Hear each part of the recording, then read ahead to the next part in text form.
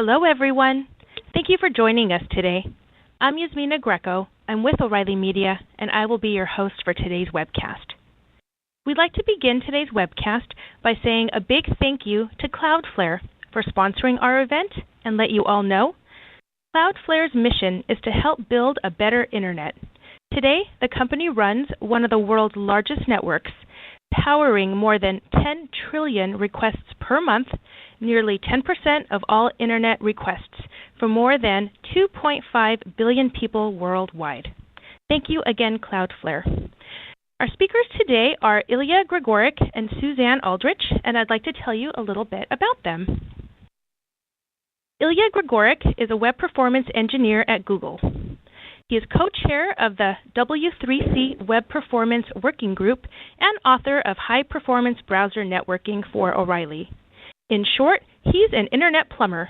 In off time, you'll find him working on open source projects, exploring the outdoors with a camera, or simply enjoying a good book.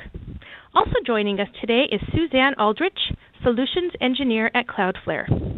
Suzanne is a web technologist, specializing in security, performance, and usability. Her interest in all things web started in high school when she created the school's website. While at Stanford, Suzanne optimized the performance of a matchbox-sized server to run the Wearable Computing Lab Serval.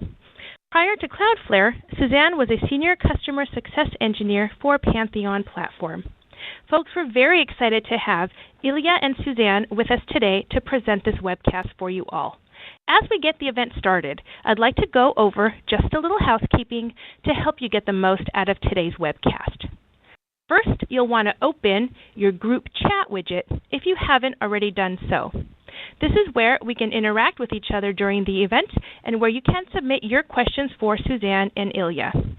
We find that our audience usually has a lot of good knowledge to share, so we encourage you all to chat freely during the event. However, if you have a question for Ilya and Suzanne, please preface it with a capital letter Q, and that way we'll know it's for them, and we can have that answered during Q&A. You can also open, move, or resize any of the other widgets. We also want to let you know that we are recording the webcast today, and we'll have the recording ready usually within 48 hours. And folks, at this time, it is my pleasure to turn the program over to Suzanne and Ilya. Welcome. Thank you so much for that introduction. I wanted to thank my colleague here, Ilya, for coming on to present our information today. Thank you very much, Ilya. Thanks. I'm glad to be here. Excited to do this. Great. Well, today what we want to talk about are some of the things that are very important for you who are tuning into the show to understand about page speed optimizations. And our focus here today is going to be on optimizing content efficiency. We will also discuss briefly the critical rendering path, since that is very important for making your pages load a lot faster. When talking about optimizing page speed delivery, there are some quick wins that you can make, and that's why we're focusing on content efficiency, image optimization, and HTTP caching. And we're going to be speaking specifically about how HTTP2 and its development and deployment over the web is affecting the ways that you're going to be paying attention to these particular parts of content efficiency. And in addition, the critical rendering path, since it's so important, it's really setting up our discussion about why we're trying to optimize for particular kinds of resources coming down the pipeline. Now, when you start looking at your web page performance, you'll see that unoptimized rendering is very bad for your ROI, for your click-through rate. It's very bad for having bounce rates that are too high.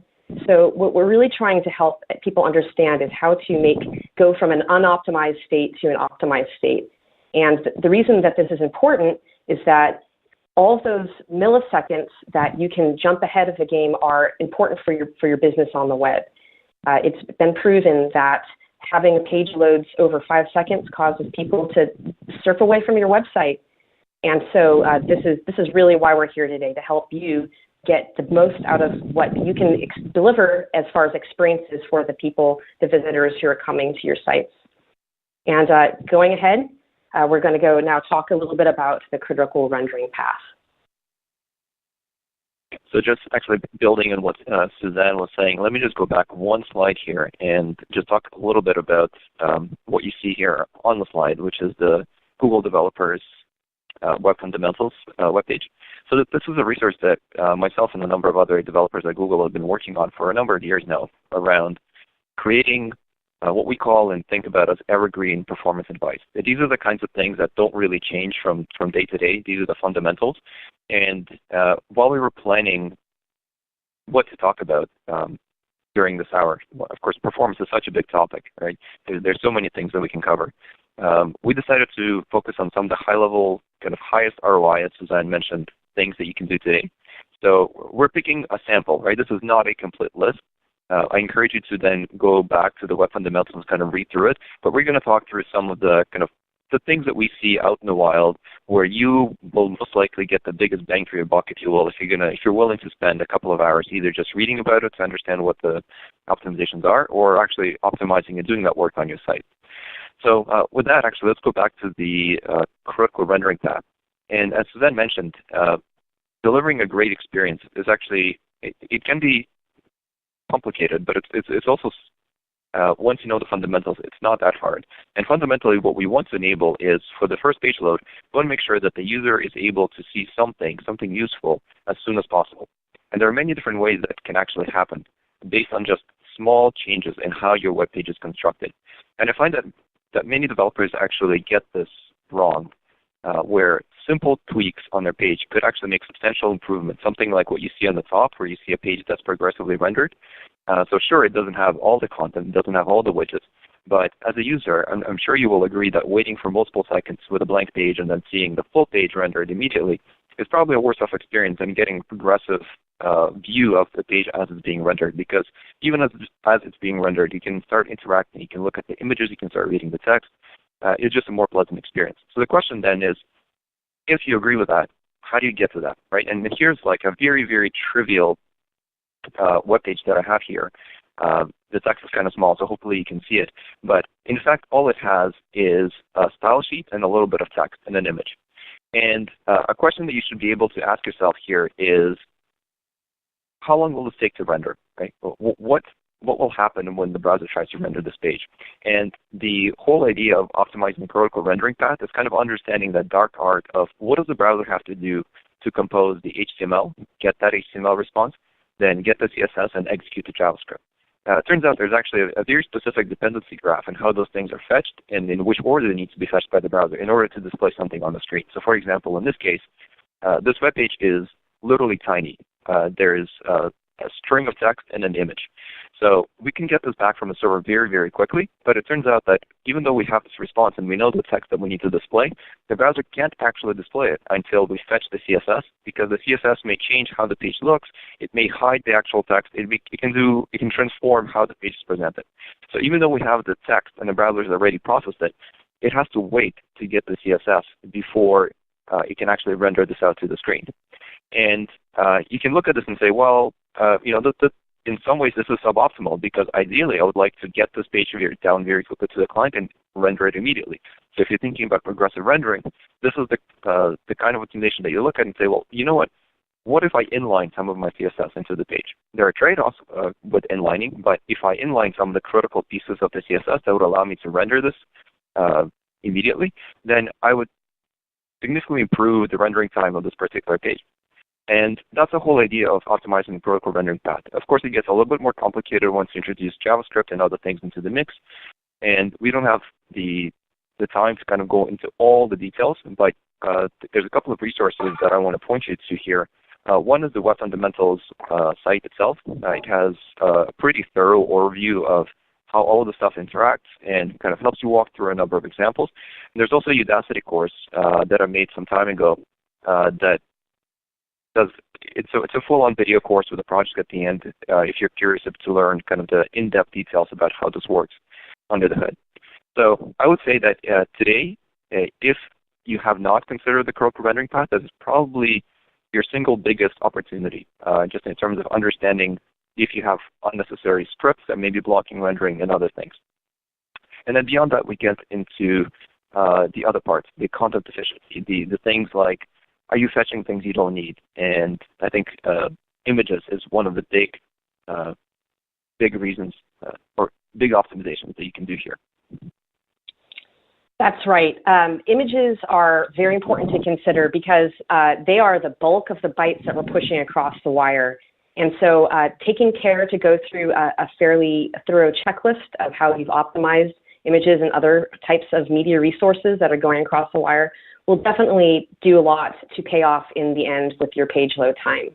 The first thing, obviously, is image quantity. Having a lot of images might seem like a good idea. After all, people say an image is worth 1,000 words, but images also might have thousands more bytes than the similar textual description. And also, let's keep in mind that there are accessibility issues when you utilize images rather than text. So anytime that you can use text, use it.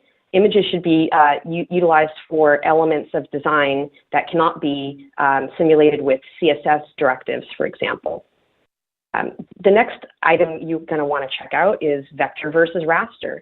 What is vector versus raster? Well, vector are defined with essentially code, and raster is something that's defined by bit. So all of the pixels individually need to be defined as far as their values.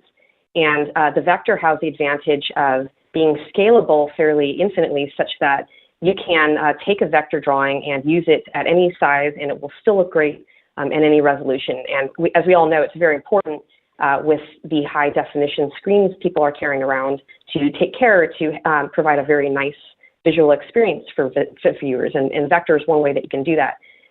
Raster is definitely appropriate in other situations. So keep that in mind as far as format, our third item there. Some image formats are more suited for certain kinds of content than others. For example, PNG is definitely better if you want to maintain good resolution. However, for example, for elements that would otherwise have an undefined edge. So anything that have a lot of edges, such as drawings, you're going to want to use a PNG. On the other hand, for photographic content, JPEG makes more sense. That particular algorithm is optimized in particular to render items in a more realistic format, such that when the photographic imagery is rendered, it will look more like a true natural scene and not show signs of pixelation if you were to otherwise use PNG. And this is also a situation where you're going to want to pick a vector format for your logo or other item where you're going to be using a lot of different scales for that particular visual element. Now, an element that is often missed because you don't see it is metadata. Metadata is encapsulated along with imagery, and it can do things like show the date that a photo was taken and the location. And in addition to privacy concerns, it's also important for efficiency concerns to strip this metadata off of imagery, since it really has no bearing on the rendering of the website. The next item that you're going to want to pay attention to is compression. It's definitely a great way to get additional bang for your buck on the bandwidth. So you should look into implementing compression and make sure that you are doing this during the portion of the web page development process where you can build it into your pipeline, perhaps. Scaling is an important element because not only is it a good idea to not push too many bits down the pipe, but in addition to that, you're causing the browser to have to spend time to calculate the scaling.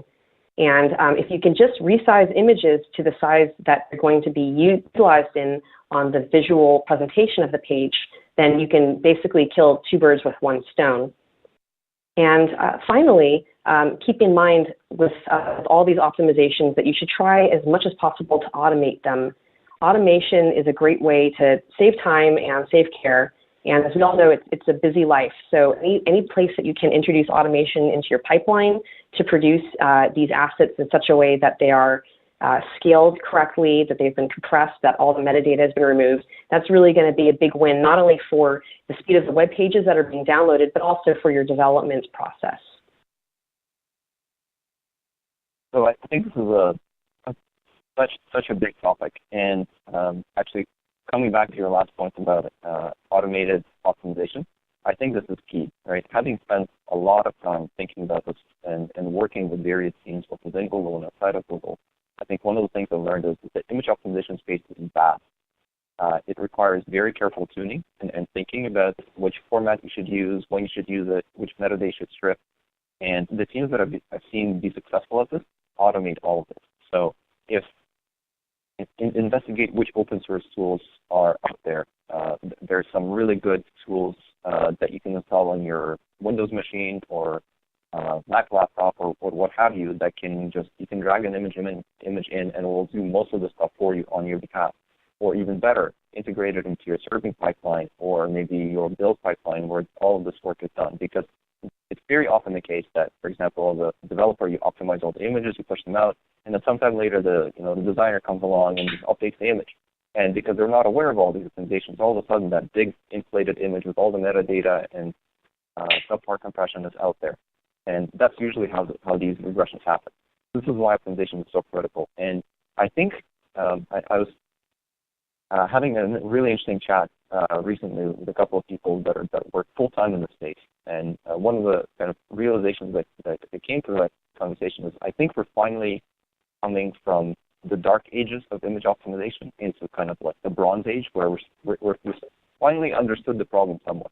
You're starting to see tools and services emerge which can take the end-to-end picture of this whole thing and optimize it and weigh in all the trade-offs. Like if I use this format, and which quality level should I use? For example, there's no one single best quality level for each image format. Right? You'll oftentimes find bytes like compress your JPEGs at quality 80. Right? Well, sure, it'll take you a lot of bytes, but it turns out that for some images you can actually compress them even more aggressively at quality 65 and not see visual difference. So there's been some really interesting research lately that's popping up around Psychovisual Metrics, kind of a crazy name. That basically tries to understand, like, if we just keep adjusting the quality level, at which point does the human eye start to detect the difference? And it turns out that this level is different for each and every image, which is once again points to, like, this is automation. Right? You have to do this through automation. You can't be sitting there with a slider for every image and trying to adjust it manually. So there's some really good services. Looking at the comments here, and some people have already mentioned Cloudinary, Kraken. There's a number of services that you should investigate. So if nothing else, like definitely look into automating some of this work. And also there's an early. That's really interesting, Ilya. Yeah. That's really interesting, Ilya, about the research that's coming through. And I just also wanted to mention that if you are finding that you don't have time to build all that into your pipeline right now and want to receive some immediate benefits, CloudFlare does offer a polish service that will remove metadata and can optionally perform some progressive optimization on JPEGs. Yeah, and that's a great example, right? This is the kind of thing that I can speak for, like, my own websites that I build. Even though I think about this stuff all the time, I know that I will forget this, so I deploy automation in my server, right? Like, I don't want to think about it. I think about it for a living, but I don't want to think about it when I build my site, as funny as that sounds. So going on to the kind of the next topic here, broadening the content efficiency into other content types. I think we focus on images because images end up being the bulk of the bytes in the wire. If you look at kind of the median website, at least according to HTTP Archive, you'll see 60% of the bytes-ish. Of course, it'll vary based on your site, being delegated to images or counted through images. So tiny optimizations in image savings can offset many other things across your pages. That said, that's not an excuse to ignore the other content types, right? So it is a little bit disappointing that even after all these years of us talking about compression and gzip and other things, I still find sites that unfortunately have it disabled, right? And that's a big savings. Like you look at something like jQuery, and jQuery uncompressed is a couple of 100 kilobytes, and compressed it's 70 kilobytes, which is a huge difference. And especially once you start looping back to the code rendering path and realize that these are the very, very precious bytes that are fetched at the beginning of your connection, which take many round trips. So reducing that content size can actually not only reduce the amount of data that you fetch, but it significantly improves the rendering time as well. Fonts is another big one. There's some really interesting work going on with things like WAF2. More and more browsers are supporting and rolling out support for WAF2. So that actually gives you a 30% improvement on the previous format in terms of compression, which is really, really nice. And it's actually incredibly important for non-English or non-Latin subsets because if you are using only the Latin subsets, say you're building an English-speaking site, the fonts are usually not that big. But if you go to Asia, they have very large fonts, sometimes as large as 1 or 2 megabytes. So everything you can do to optimize the size of that is going to be a huge, huge win. And I'm a big fan of web font. I like great type. I like things to look pretty. So I think it's something that we need to pay attention to. Minifying resources. So this is kind of I think an often misunderstood topic. The way I think about it is, say you have jQuery. Actually, jQuery is a great example for this. If you download jQuery, the developer version, it's actually a very large file because it turns out that most of the size of jQuery is comments because the team that's developing jQuery did a great job of documenting the code, as we all should. But it turns out the comments are not very helpful when we're just trying to run code in the browser. So one example of minification is just to remove all the comments. Right, so this is not just gzip. Gzip will just take the entire content of the file and compress everything, including comments. And minification would actually look at that and say, hey, CSS comments are probably not useful. In fact, they're not. Same thing for HTML comments or other things, so let's just remove that. And sometimes that can be a huge saving. So thoughtful use of minification can be very useful as well. And then, of course, caching. Right? Caching is arguably one of the most important things you can do, where it'll help. I'm sorry to interrupt. Ilya, this is Yasmina with O'Reilly. A number of people are having a hard time hearing you. Can you please speak a little bit louder? Back to you, Ilya. Certainly can. Hopefully this will be a little bit better. Sorry about that. So I was just talking about caching and how that's very important both for the client and also to get the most out of your CDN. Because the CDN can cache assets on the edge and make that delivery much, much quicker. And I think we'll actually touch on that coming to the end in more detail because it also helps with a number of other things. That's right, Ilya. And just to talk about minification, another great shortcut that I've taken is there is a minification feature on the CloudFlare CDN that will automatically remove white space and comments from either HTML, JavaScript, or CSS assets, and that can be great. Again, if you haven't automated that into your build pipeline, you can go ahead and depend on that tool. Yep, and actually, one plug. I have a screenshot here. So if you open your developer tools, you can see the size and content, and the names are somewhat confusing. The size is the size as it was on the wire, so that's transfer size. And then after the asset is compressed, in this example I'm showing google.com, you can see how big it was after it was decompressed.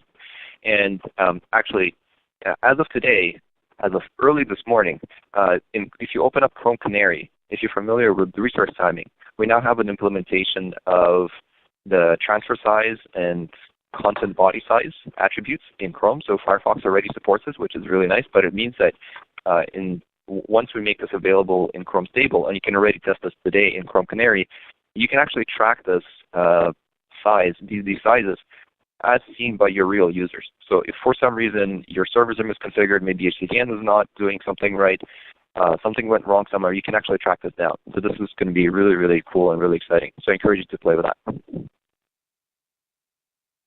Really neat.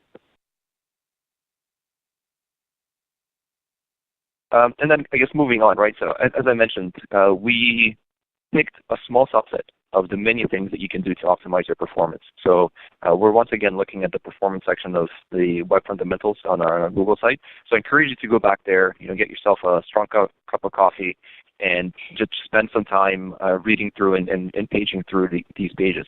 There's a lot of content there and lots of really good links. And it focuses on kind of the evergreen performance patterns. And I think what we want to do for the remainder of the time that we have here is actually talk about kind of the more the things that change with time, right, depending on the protocol that we use and other things. And of course, the big elephant in the room here is HTTP 1 versus HTTP 2, which is it's an exciting time to be in this space. Agreed. The main differences that you're going to see between optimization for HTTP 1.x and HTTP 2 involve the previously considered best practices of domain sharding, concatenation, and inlining resources. So let's go ahead and start talking about which one of these still makes sense to perform when you're using HTTP 2, and which ones might make a little sense, but we really want to spend extra time considering the implications of them. So to go ahead and get started, I'm just going to show you a slide of what we're dealing with under the state of running sites under HTTP 1.1. In this case, the web page is composed of several different kinds of assets, styles, scripts, etc. And in order to get access to these assets, we're going to have to make requests to a server. And these requests are going to actually take multiple TCP connections.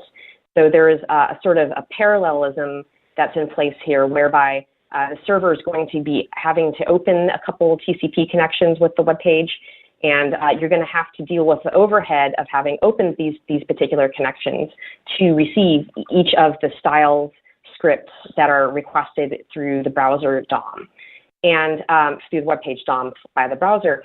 And what ends up happening here is that it becomes necessary to try to optimize this for HTTP 1.1. You start wanting to do things like concatenate the file so that you can minimize the TCP connections. Why do you want to minimize the TCP connections? It's not just the overhead. There's actually browser limitations of 6 parallel TCP connections per server. So that's why people have been taking their page.css and their form.css, and they've been rolling it all together and causing there to be just that one concatenated styles file that you would download. And the same thing for scripts. People are putting together all their jQuery information, all their forms information as far as processing these interactions and causing it to all be loaded into one file. And that way we're minimizing the TCP connections. With HTTP 2, however, there's a really big difference. What's happening here is that we're reusing the same TCP connection in order to get over the overhead of having to make these handshakes every time. So that's a really great optimization as far as the TCP connection. And what it enables us to do as web developers is basically skip that step of concatenation. And there's a few different things that results in. One of them is that, well, you're using the same connection, you're not having to deal with the overhead, then you're not having to put together these various elements in the same file. And what that means is that when you go and create your web applications, you can start considering decomposing your code, essentially, decomposing your CSS and your JavaScript into modules that make sense according to the context of the user as they're loading up the web page. So ultimately, this is going to lead to more modular websites, and it's going to allow us to pay more attention to things like the caching strategy and the invalidation strategy of these assets, rather than worrying so much about forcing them all down the same pipe in the most efficient ways possible. So really frees you up to focus more on that. And just to give you an illustration of it, we can go ahead and show you what the network graph looks like between the two different protocols. There's a pretty big difference there. So I think one kind of interesting and illustrative example would be, imagine you're building, say, an e-commerce website, right? So you have a landing page with a beautiful product photo and some details, and then you have a whole checkout flow. And conceptually, those, of course, are two very different things. And chances are implementing the checkout flow actually takes quite a bit of JavaScript, and it's an entirely different experience. I think by default, in the old world of HTTP 1, where you're restricted by all the things that Suzanne was talking about, number of connections, TCP handshakes, and all the rest, we would default to just kind of putting all of those assets together. We would take our the CSS for the checkout flow and the JavaScript and just concatenate them all together. So we'd have like an application.js and style.css, right? That's how we've been kind of conditioned to build this. But the problem with that, or one of the problems with that actually, is when you land on the product page. Imagine somebody just came across your awesome product on Facebook because somebody shared it, and they click on that link, and this is the first time they're loading that product page. They're not even opening a checkout flow yet, but the rendering of the page, coming back to the rendering path, will be blocked on fetching all of that content that's needed both by the checkout flow and the page and the product page itself, which is going to delay the rendering. And we have time and time again come across metrics from various sites showing that delays, even tiny delays in these experiences, cause higher bounce rates, lower retention, and lower conversion. So with HTTP2, you can actually now unbundle these things into kind of more meaningful buckets and say, well, I only need this CSS on the product page, so I'm only going to fetch it here. And when I navigate to the checkout flow, I'll fetch the checkout content. And while kind of a small and subtle thing, it can actually have a pretty dramatic impact on your page. Definitely, and I think it's very interesting from a usability standpoint to think about how you can structure your assets to align with the conceptual models that users have when they're browsing through a site. And in the future, I hope to see more websites take advantage of this, because it's really going to deliver much better experiences to get to that data that people want, when they want it, and do it in the most performant way possible. Yeah, so we should probably also, I guess, talk here about why we said maybe, right?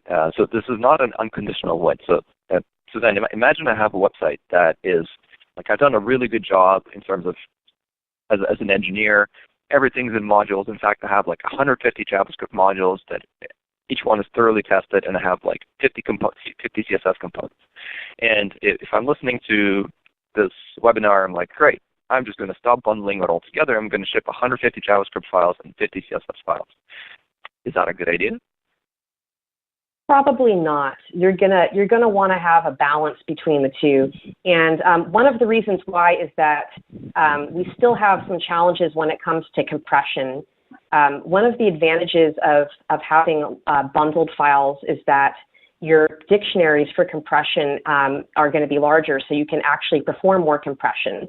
As you unbundle your files, you're going to have smaller dictionaries, and therefore the compression is not going to be as efficient.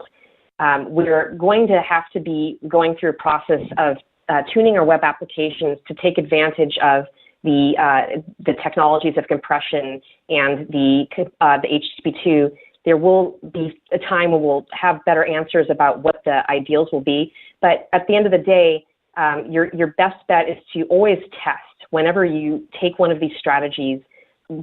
Establish a baseline, do some performance testing, make an adjustment, and see what change occurred, because every web application is slightly different, every network topology is slightly different, and you want to take advantage of the technologies, but at the same time acknowledge the realities of whatever it is going on in your web development and your networking environments.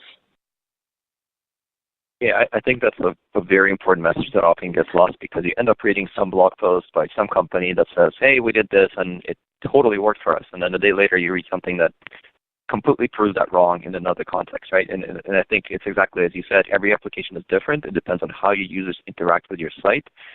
Maybe sometimes it makes sense to be more aggressive in concatenation because it allows you to get better compression. So it is contextual. But another thing I'll highlight here is, say you have an HTTP1 site, and all of a sudden you've migrated to HTTP2. You are no worse off if you still have the file, like that big file, the big concatenated file, right? We'll use the one connection, we'll fetch it down. It's just that you're not getting maybe some of the benefits that HTTP2 can afford you, but it's not like just enabling HTTP2 all of a sudden made things worse. And I think that's important to keep in mind. So it opens up new venues that you can explore. I think that's a good way of thinking about it. Exactly.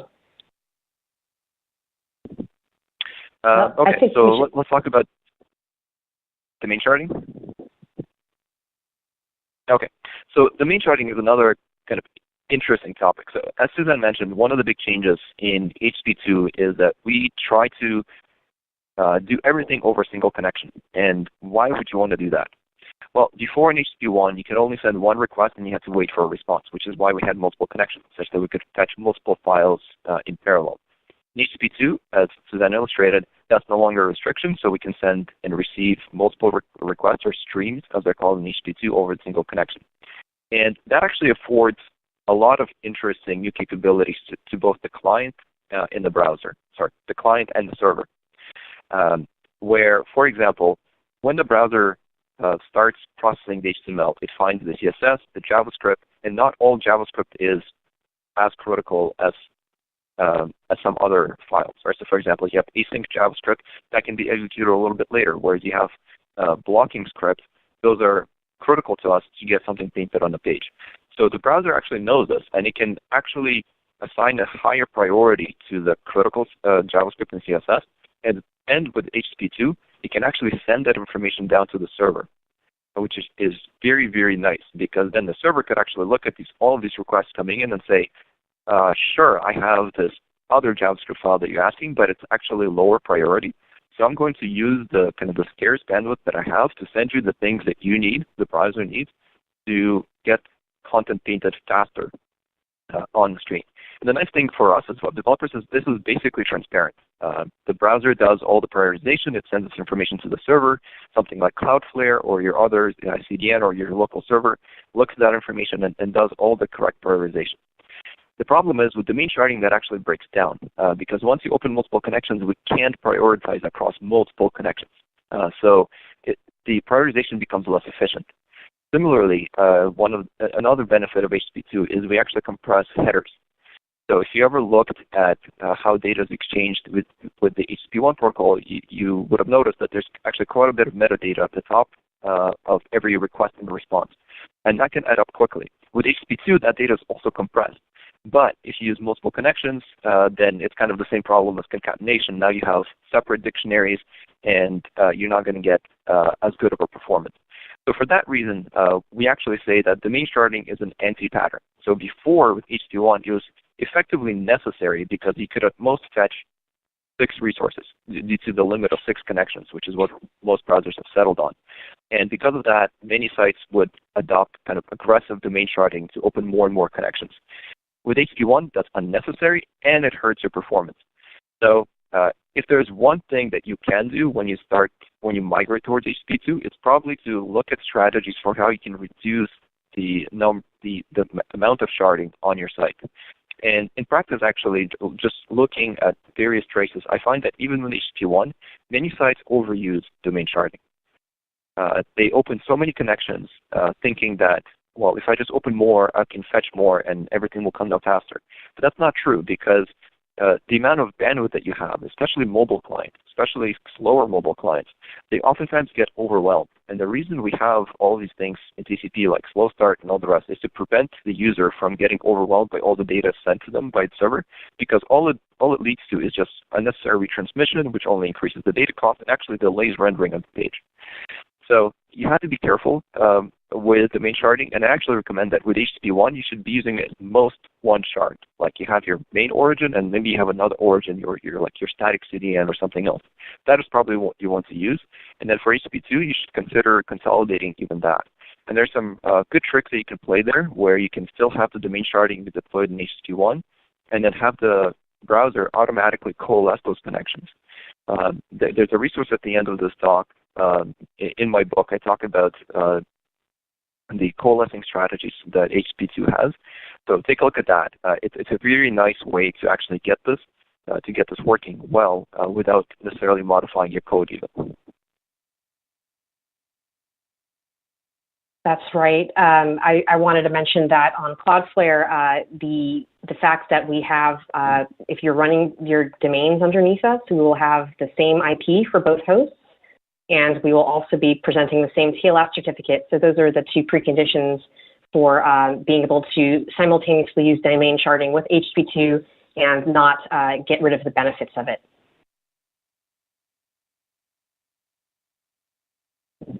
All right.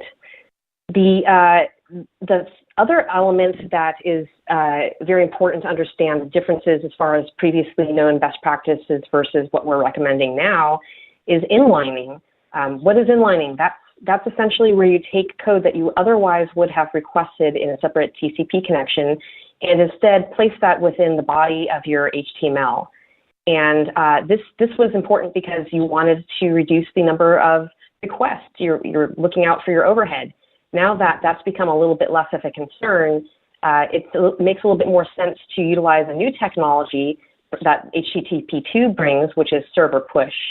HTTP2 servers that support server push will take requests from your web application and hints and cause these assets to be pushed to the browser even before the browser has requested them. And this is great because remember what Ilya was talking about with critical path rendering. You know, you can't really render the page without CSS, which is why people were inlining it. But if you could have a way to push that CSS into the browser before it even has time to request it, that allows you to have that code at the browser's fingertips, so to speak, right when it needs it to go ahead and make that full page. So once you've made the full page model and you push all these assets, you're really starting to take advantage of some of the real power coming with HTTP2. If you want to go ahead and try that out, what we are showing you in this next slide is some different methods for applying link headers to your pages. And this is based on the W3C preload specification, whereby you list the asset that you want to push in a link header and tell it that it's a preload and how should we load it. In this case, it's as a script.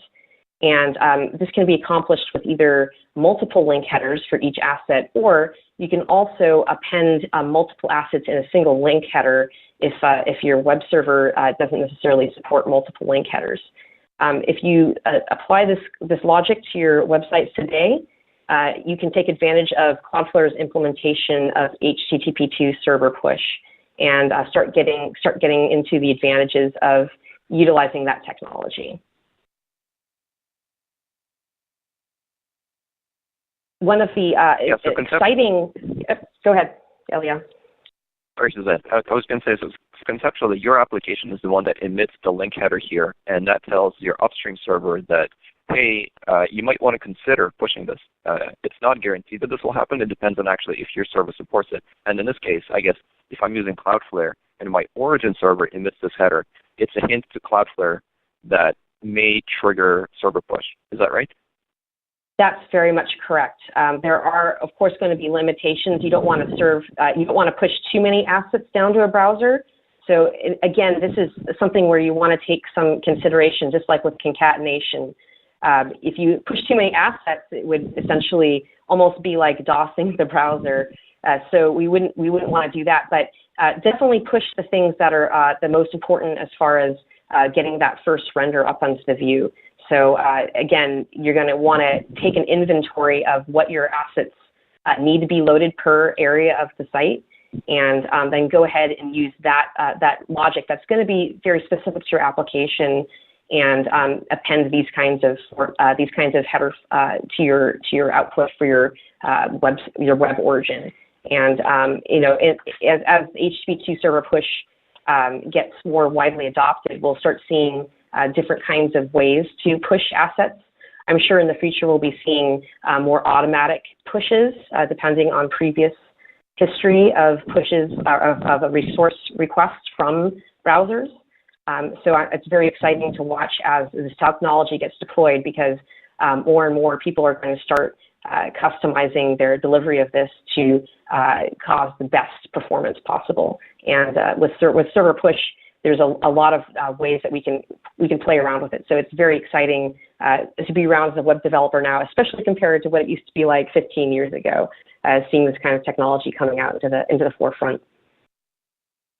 Yeah, I think one of the most exciting things here is actually the fact that it opens up more opportunities for automation, kind of coming back to our image optimization discussion, right? Because now the server can actually look at, as you said, past visits and say, hey, every time somebody requests index.html, they keep coming back and asking for the style sheet. Maybe I ought to push that in the future. That seems like a smart idea.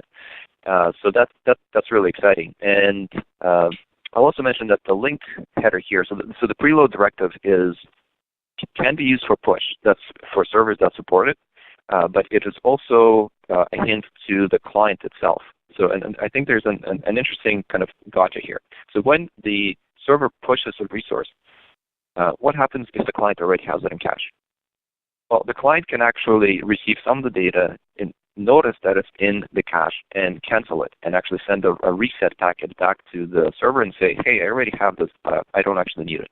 But in the process, you wasted some bytes, right? So there is kind of an optimization here that you need to think about in terms of if this is a long-lived asset and I think that the client may have it, and this is where you have to pull out your magic 8 guessing ball, right, and figure out, like, how do I know if the client has it? This is an optimization and a trade-off between latency and byte efficiency. And you have to be careful. Like you probably shouldn't be pushing large static images, right, or something like that. So be cognizant of what you're pushing in your critical rendering path and make sure that those are the bytes that actually really, really matter to your website. And then if you don't want these assets to be pushed, there's actually an extra directive that you can append to the link header, which is just semicolon no push.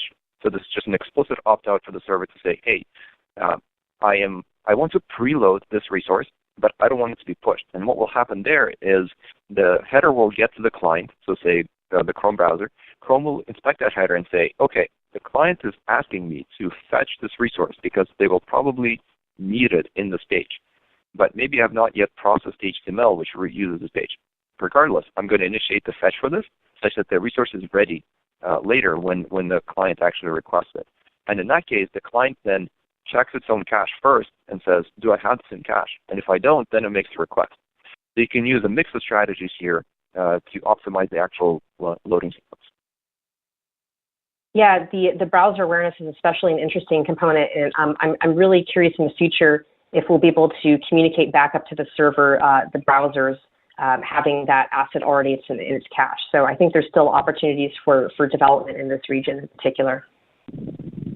Yeah, there's some active work in the IETF around this. There's a proposal for cache digests, which does exactly that, but none of those are natively implemented in the client today. If you're using something like Service Worker, you could do that today. You could implement it on your own, but I agree. This is an area that we'll probably see kind of a lot more interesting work in the years to come. Definitely. Well, we're coming on to one of our last really big low-hanging fruits as far as making the performance of your website a lot better, and that's using a CDN. All the different kinds of improvements you can make in your source code certainly help to reduce the number of bytes coming across. Same thing with all the various image assets. At the end of the day, though, there are going to be some limitations to how fast you can make a network flow. And so one of the better ways to get around this is just to move your assets closer to the eyeballs. And the best way to use that is a content delivery network. This is probably the best way to achieve having load times that are 2 seconds or less. Otherwise, you're at the mercy of the distance of the end user and your origin. And as we all know, there are definitely limitations to how fast the speed of light can move. So as our networks get faster and faster, we still have to concentrate on other ways that we can get the network into a situation where it's working better for our website, and definitely recommend a CDN as some way that you can very easily increase the performance, make the performance a lot better for your end users. And, definitely one of the things you want to pay attention to is making sure that they have good TLS support, so that there is much better a handshake between the CDN. And another thing you're going to want to pay attention to is, now that we've been talking about HTTP2, whether or not the CDN also supports that protocol as well. Yeah, so actually we haven't talked much about HTTPS and TLS, but it is a requirement. It is a functional requirement to deploying HTTPS, and everything you said about CDNs applies doubly so, right? Because adding TLS adds some extra round trips. If you're using an optimized server, it can add effectively an arbitrarily large number of round trips. I've seen as many as 5, which is, let's say you're stuck on a 3G or 2G connections, can actually end up being in seconds of delay to negotiate that tunnel. If you, however, you optimize your TLS deployment with kind of state-of-the-art production systems today, you can get that down to 1 extra round trip. So you have your TCP handshake, where you have your DNS, you have your TCP handshake, then you do the TLS negotiation, and then you're up and running. You already negotiated a protocol, and you're talking either HTTP1 if the client supports it or HTTP2 if the client supports it. And having your CDN be very close, or that edge server be very close to the client, is critical, because each one of those round trips can take, if let's say you have an origin server in the US and the client's trying to access it from Europe, you're talking 150, 200 milliseconds, kind of optimistically on a good day, right? And if instead you have an edge server that is located in Europe, somewhere close by to the user, that's significantly faster. That can be tens of milliseconds if they're using a good connection. So all of those things add up. Having the edge server also be able to cache the resources, so say your CDN, is another great optimization. So this is definitely something that you should be thinking about. And I'll also highlight that oftentimes we talk about CDNs, or I see people talking about CDNs as the thing you use for static resources. But you can also and should use your CDN for dynamic resources. Even if the resource cannot be cached, you still get that benefit of terminating the TCP connection very close to the client and terminating the TLS handshake very close to the client. So that handshake completes fast, and then the edge server talks to your origin. So you're effectively funneling your dynamic response through the CDN, and that is still a huge win. And that's something you should be definitely considering for HTTPS, whether that's HTTP 1.1 or HTTP 2. Yep, I agree completely, Ilya. And some things to look for as far as attributes for Fast TLS is you want to look for a provider that can do OCSP stapling, and that's used for basically getting a copy of the certificate revocation list right close to the end user, so you're not doing these extra requests. Another technology you're going to want to look for is elliptic curve crypto. What that is a way to encrypt your transmissions with a smaller key that's just as secure as the larger keys in RSA. And another thing that you're going to want to pay attention to is the fact that none of HTTP2 can be deployed unless it's within a TLS connection. That's not because of the standard, but because of the way the browsers are implementing HTTP2. Yep. So one of the questions that actually popped up, I'm just reading through some of the group chat as we're talking here, is in terms of deployment, there's some questions around the client connects to your CDN, right? And that CDN is talking HTTP2. It does all the great things that you've just described. But my server does not support HTTP2, my origin server. How does that work? Does it work? And is there a path and in the future where we have H2 end-to-end? What a great question. Currently, HTTP1 is the protocol that Cloudflare uses, even if the end user is using HTTP2. So Cloudflare will go ahead, terminate that connection with the edge user over HTTP2, and then make requests back to your origin under HTTP1. And the reason that this is so is because there hasn't been as much support on origins for HTTP2. And in addition to that, the greatest benefit comes from the eyeball to edge for HTTP2. In the future, I believe we will be working towards connecting towards origins with HTTP2, but this is really going to depend a lot on the adoption of this technology. Admittedly, it's definitely coming along pretty fast, so I'm sure we'll be having to make decisions pretty soon about how we're going to start rolling that in. But one of the things that you can do is make sure that all of your stack is fairly tuned at the origin, and your TCP connections are fairly well tuned, because that will minimize some of the latency that you're going to see when you utilize HTTP1 back to origin still. And keeping in mind that, as Ilya's mentioned, the caching strategy being so critical, even if so for all of these static assets, of course, you can also cache full pages in certain conditions, depending on your caching logic. And that can really allow for even dynamic content to be cached at the edge and delivered over HTTP2, even if the original asset had to be delivered to the edge from the origin over HTTP 1.1. Yep, I'm definitely hoping to see, and I think we will see in the future, end-to-end HTTP2, because there are benefits of having the CDN communicate all the same things that we talked about, the priority of all the resources down to the origin. So I think it will happen. It's just practically, I think today, I'm actually not aware of any CDN that does the end-to-end. I know there are some servers, I think H2O server actually supports end-to-end HTTP2, and I'm hoping that it will come to Nginx in some not so distant future, but we'll see. It'll happen. It's just a question of time. Exactly. Okay, so we have lots of questions here. So let me try and pick off a few, and then we'll try to run through them. So there's a question about good tools for automating tasks like stripping metadata, I think this is referring to optimizing images. Suzanne, do you have any recommendations there?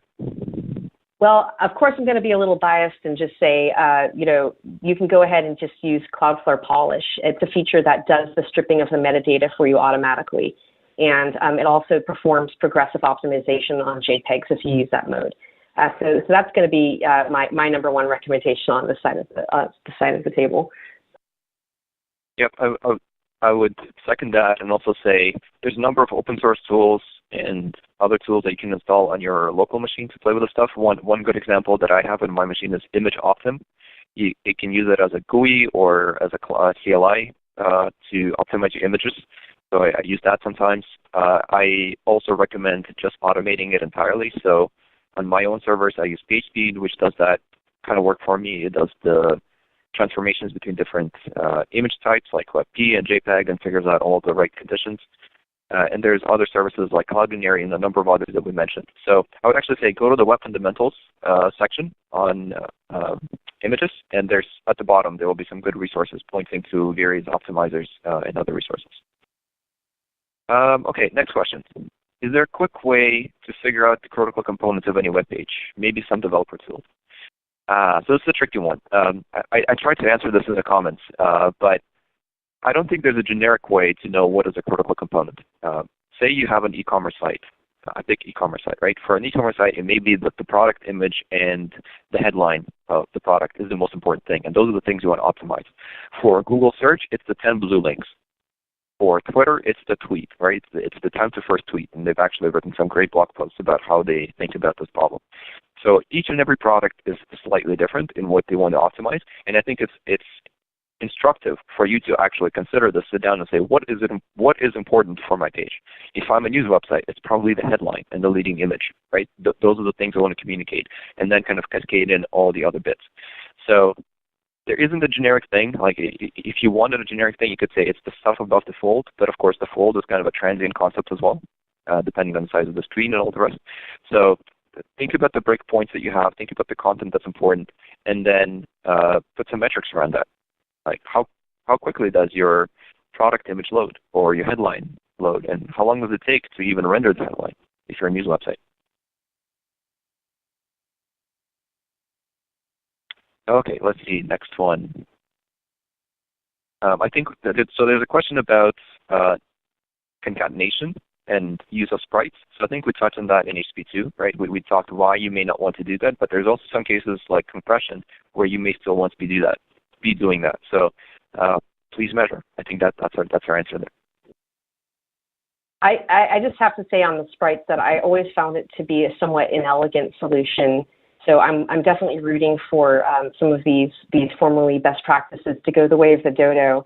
I feel like a lot of them do incur a lot of extra work on the part of the developer for very measly effects. And so that's one of the reasons I've really been a big fan of the development of HTTP2, just because thinking back on the original spirit of the web, resources should be fairly independent. They should be something that you can refer to, and you should be able to read the source code of it.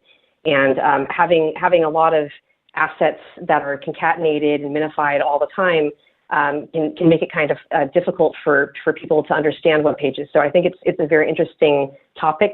And again, you're going to have to test. At the end of the day, of course, the performance is the most important thing. And you're going to really want to run some performance testing and comparisons. All right, so next question we have is lazy loading, and how do I get it working with Google's indexing? So I think there's a couple of related questions to this, which is how do I prioritize, first of all, how do I prioritize the critical content, and how do I postpone the other content? Right, and I think my answer there is actually pretty simple. Most of the time, you actually don't need to do like very complicated things to completely move your non-critical content out of the path. really what you want to do is, well, actually, let me rephrase that. You do want to move non-critical content out of your critical path, but you don't need to go like above and beyond and fetch everything after onload and all of those things. Most of the time, you can just remove the things that you don't actually need, like say you have an analytics script that is blocking rendering. There's no reason for the analytics script to block rendering. And that is the kind of thing that you can just append the async tag on and maybe update your snippet, and all of a sudden your rendering will go faster. Those are the kinds of optimizations that we're talking about here. Could you then also apply kind of more advanced techniques like lazy loading images as the user scrolls? Yes, you could, but I think that's kind of definitely in the more advanced category. And let me preface this with, I'm not an SEO expert. I do not represent Google on that, but let me just say that all the messaging that I've seen from talking to the folks that work on search within Google is the message has always been very clear to me, which is you should optimize for the user. Optimize the experience for the user. If it delivers a better user experience, search will do the right thing, and your pages will rank accordingly. So you should not be optimizing your pages for the Google crawler. You should be optimizing for the user. Boy, do I agree on that.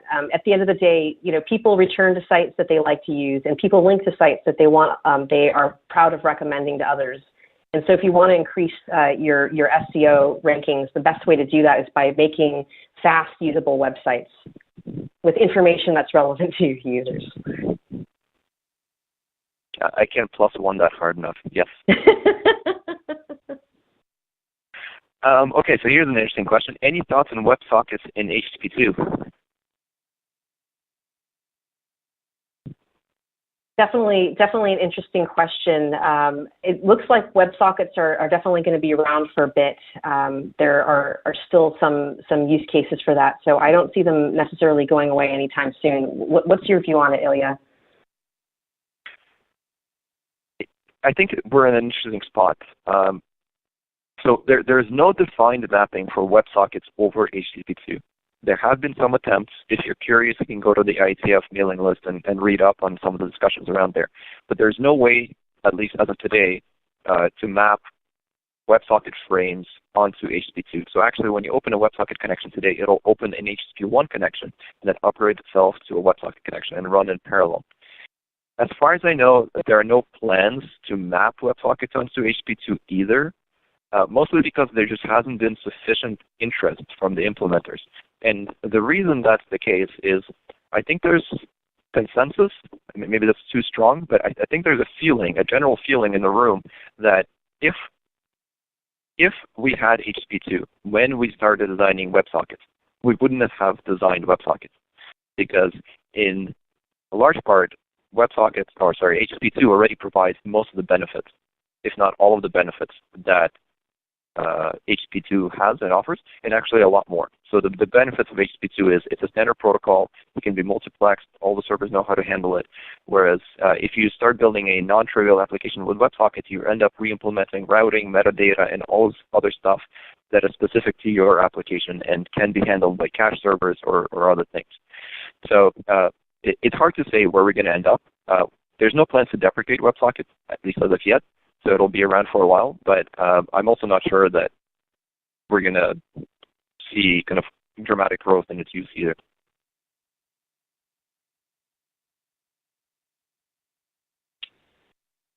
Okay, next one. So in practice, how often have you encountered proxies that live between an HTTP2-enabled client and server that have caused a downgrade to HTTP1 behavior? Do the majority of public proxies support HTTP2 at this point in your experience? So I think this is an interesting question. The way we negotiate, the client negotiates HTTP2 with the server, is we open the TLS Handshake. And that TLS Handshake has an extension, ALPN extension, that actually advertises. The client advertises, hey, I support HTTP1 and HTTP2. And as part of the handshake, the client and server negotiate the protocol that they want to use. So in theory, some proxy could, meddle with the handshake, the TLS handshake, but that would also violate the TLS handshake. So in practice, I don't think this is an issue. Suzanne, have you run into any issues with this? I don't believe that I have. I will say that it is certainly possible to have a client to edge connection that is run over TLS, and then to essentially renegotiate a new transfer back to the origin that is over regular HTTP without TLS. But you would explicitly have to set that as your configuration, and certainly not something that we recommend. It's always a good idea to use TLS at your origin. Even if you're using a self-signed certificate, you're going to end up having a much better secure experience in that way. And I think that I can also recommend using something like CloudFlare's Origin CA. That way you can have a strict SSL connection back to your origin, because we'll be able to validate that against our recognizance of ourselves as a certificate of authority. So I recommend using tools like Let's Encrypt in Origin CA to maintain HTTPS to the origin, and always maximize your SSL settings to enforce strict connections. You should also be looking into utilizing HSTS, so that anybody at the edge who's ever received your resources over HTTP will be automatically redirected to HTTPS. Yep. End-to-end encryption is a must, right? So please don't terminate your SSL connection at the CDN and then just speak plain text, because you need to also speak encrypted down to your origin. And that'll take some extra setup, some extra work, but that's I think that should be a mandatory requirement. If the clients could enforce that, we would enforce it. Unfortunately, we can't. Well, it's becoming more and more possible. Definitely, and as far as TLS, that's something that can be automated these days too. Both Let's Encrypt and Origin and CloudFlare's Origin CA provide CLI clients. So there's really no excuse in this day and age to not be running encrypted traffic all over the place. And as far as I know, there's not going to be any new protocol designs that don't have encryption as part of the protocol. Yep, agreed. So I actually have a clarification question back to WebSockets. So please clarify HTTP2 replaces WebSockets. Can we have async message-based protocols on top of HTTP2? So for example, a chat API or a chat client. And the answer there is yes. You actually need two components. You need the client-initiated streams, so you can send as many messages as you want. That's a whole unlimited number of requests that you can send with HTTP2 from the client. And then server has server push. So a server can emit messages just like a web server can, and push them to the client at any point in time. So between those two technologies, you can actually reconstruct your chat API just based on that. Now, it turns out in practice, if you're specifically talking about the browser, today there's some limitations in terms of APIs that would not allow you to build a fully functional chat application, unless you're doing some like really, really clever workarounds. Because today there's no JavaScript API in the browser that would let you know when a push resource has arrived. You can actually communicate that out of band, but there's not a kind of a similarly clean API as the WebSocket on message callback that would just notify you. And I think that's something that we want to resolve. And once we do, then in effect, you can replace and polyfill the entire WebSockets API on top of HTTP2. At least that's the theory. You know, talk to me maybe in a year and see if that plays out.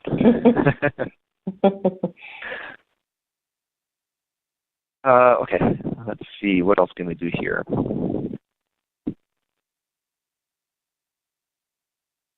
I see a question on what if content is static content like images, JavaScript, CSS.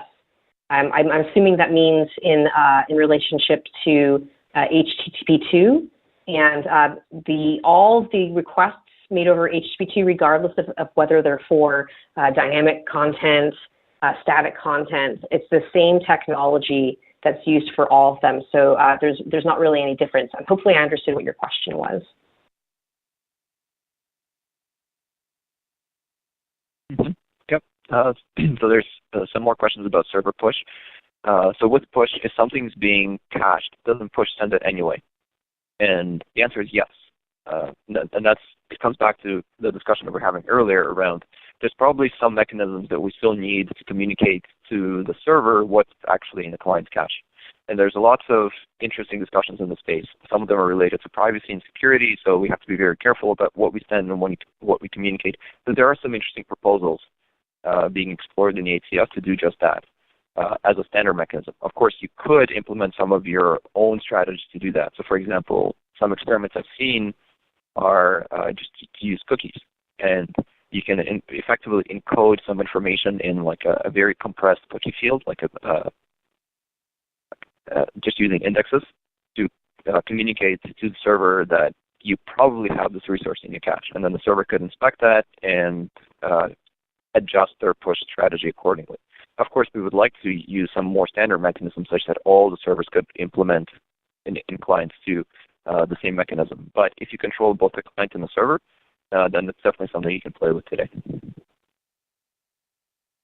Agreed. Another question, I think this is from the same person. Do all the scripts have to have or need to have a relative path? I think this is referring to our preload resource. So the reason you saw preload, two things.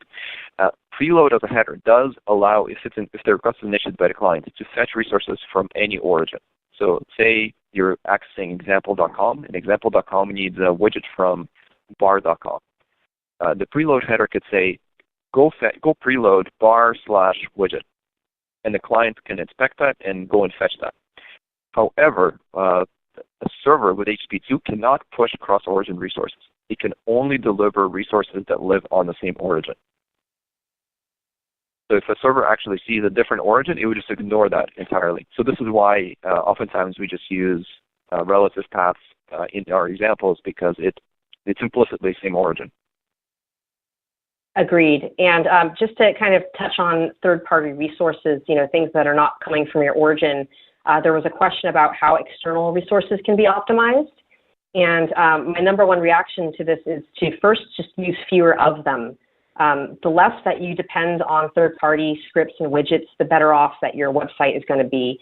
And you should really do an audit of how many external resources, because we see over and over again, these can often be the hang-up and really cause problems with rendering. And since you don't control them, there's not much you can do about it, except to really discriminate amongst your external resources, making sure that they're utilizing good CDN providers. So at the very least, your third-party vendor should be getting their assets closer to your visitors' eyeballs. So definitely make sure that any of these resources you're using are having good CDN service and secure CDN service. Another thing, it's not really related to the top of our webinar, but there is a security concern with different networks that are causing malware to be spread on various websites. This has happened to very important websites where advertising networks have been hacked and spread malware across the land. So definitely make sure that you're only using third-party assets that are actually truly critically functional for the operation of your website, because at the end of the day, any kind of click-through rate that you might be getting is probably being superseded by the bounce rate of your visitors leaving, since your web page is so slow. Oh, definitely agree with all of that. Just reading through some of the other comments here and questions. So coming back to kind of the basics of HTTP2. So we have one TCP connection, and we're trying to load multiple files. Wouldn't that affect transmission times, or are these files being downloaded simultaneously at the same time? So we didn't get much time to actually delve into the details of HTTP2, but what it actually does is it partitions all the requests and responses into small chunks, which are, say, data frames. So let's say you're trying to download a 1 megabyte file, say a 1 megabyte JavaScript file. Well, that would be kind of scary. And also you're trying to fetch a CSS file, which is 100 kilobytes. With HTTP1, you would first fetch the full file until it's finished, and then proceed to download the second file. In HTTP2, what happens under the hood is the client and server are actually able to subdivide the files into smaller chunks. They're at most 16 kilobytes. And you don't actually see this at all. This is all done by the client and server. And then those small chunks can be interleaved. So the server can send, like, here's two packets of the data from JavaScript file. Here's a packet from the CSS file. And that ordering is completely up to the server, which is what allows it to prioritize some resources over others. So it's perfectly plausible to actually send hundreds, if not thousands, of requests over a single connection with HTTP2 and have the server actually deliver the data in the right order, unlike with HTTP1. And I would like to also point out that the top two bullet points for our tools and resources slide does have excellent further reading about high-performance browser networking in general. The HTTP2 chapter in Ilya's book is really the guidebook. And the slide deck on the second bullet point, the bit.ly bullet point, is also a really great resource for going a little bit more into depth about some of the implications on HTTP2 and the evergreen checklist.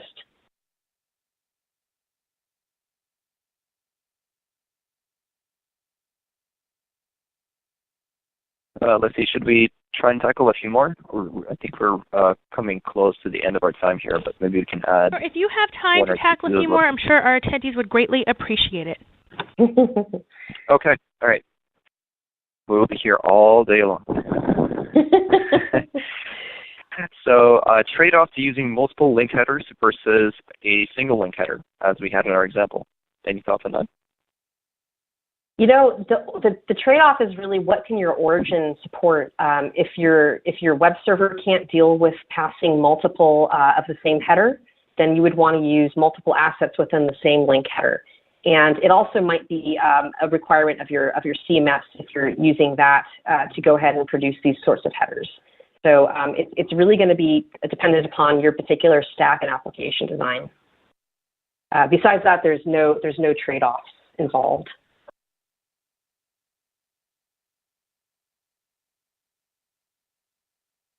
Yep, I agree. And actually, what you'll find in practice is that many servers will actually collapse same headers, or if you have, say, 2 link headers per HTTP spec, the server is actually allowed to collapse those into a single header. So it may be the case that your server emits multiple link headers because it's just easier for you to do that way. There's really no difference. And then your origin, say even CloudFlare, could actually collapse it, and that's perfectly legitimate. Each one is their equivalent. So there really isn't that much of a difference there. I will say one thing about using link headers. There are a lot of web servers, proxies, etc., that do place limitations on the size of headers. For Nginx, I believe it's defaulting to 9,000 kilobytes. Sorry, is it 9 or 9,000? I think it's 9 kilobytes. 9,000 bytes. And 9 megabytes would be quite scary. That would be quite scary. Yes, we don't want that. And one of the reasons that HTTP2 is great is because it compresses header data. But just remember that there might be overall limitations toward in the software that you're trying to use to push. So definitely, in addition to just taking care which resources that you're trying to push, just from the viewpoint of the browser that has to receive all these, are these actually needed or not? The other consideration is might you be overwhelming your some kind of proxy between Varnish, for example, could throw some 503 backend errors if you try to push too many link headers through with your CMS. Yep, that's a good point. Okay, so here's an interesting one. Do you feel that there's a risk of creating 2 intranets, a slow one and a fast one, due to the possible confusion of having different protocols out there at the same time? I think that the bulk of our webinar was dedicated to providing good hints on having both of these technologies coexist. They're certainly going to be coexisting for some time. It's really going to take a great amount of effort to roll people over into using HTTP2 as a server technology. And I'm very much looking forward to when that time comes. But as regarding 2 internets, I think there's already kind of a situation now with regard to TLS, having traditionally been slower. So it's kind of held back the adoption of TLS. And if anything, the introduction of HTTP2, since it's only supported by browsers over TLS, means that it's negating that disadvantage that TLS connections previously had. So if anything, HTTP2 is bringing us towards a day where the secure and the unsecure really have no performance differences, and there's really no excuses left to not utilize HTTPS on all of your connections. Yeah, as I'm sure you've seen,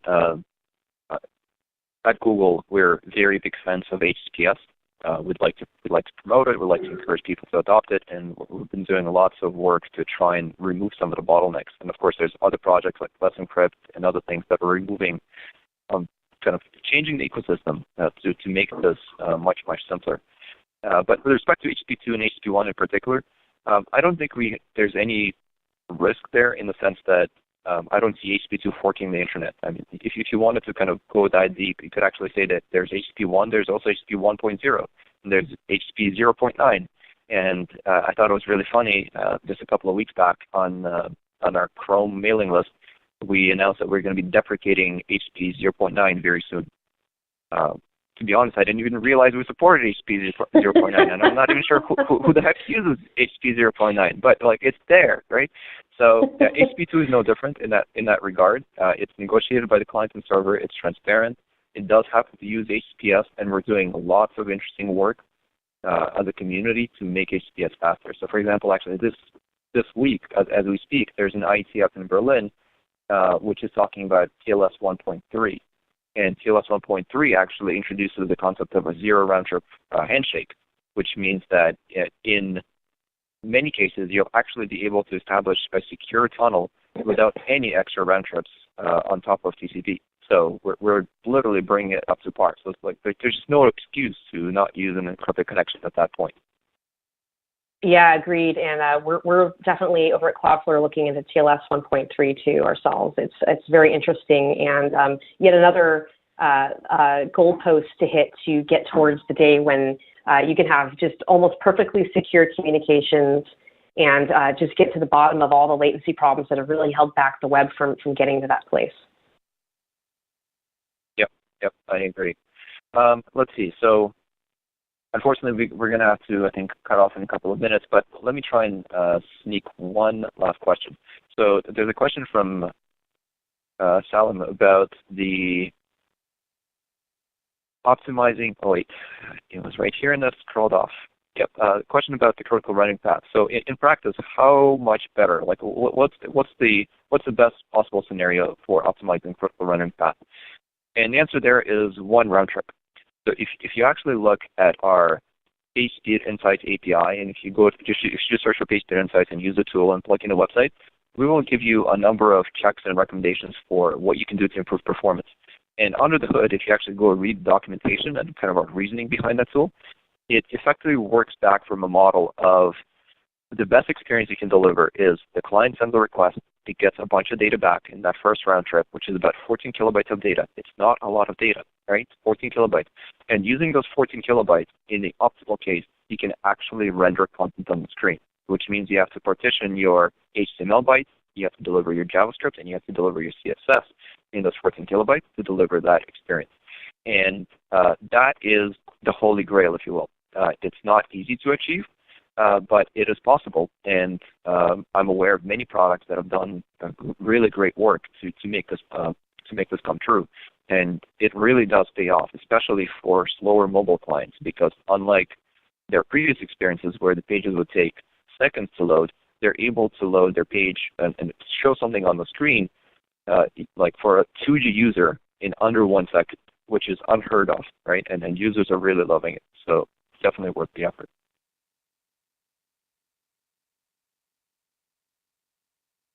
And so with that, I think we're going to wrap up. So Suzanne, thank you so much for this, and thank you to O'Reilly for organizing this. This has been a lot of fun.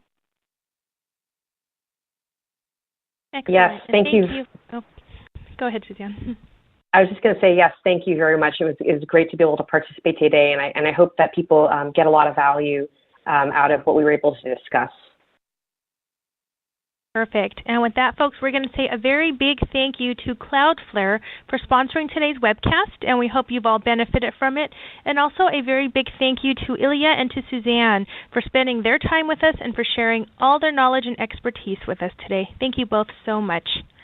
Folks, as we close out, I do want to remind you all that we did record today's webcast. Many of you were asking about that, so the recording will be ready in approximately 48 hours, and we will send you all an email to let you know as soon as it is.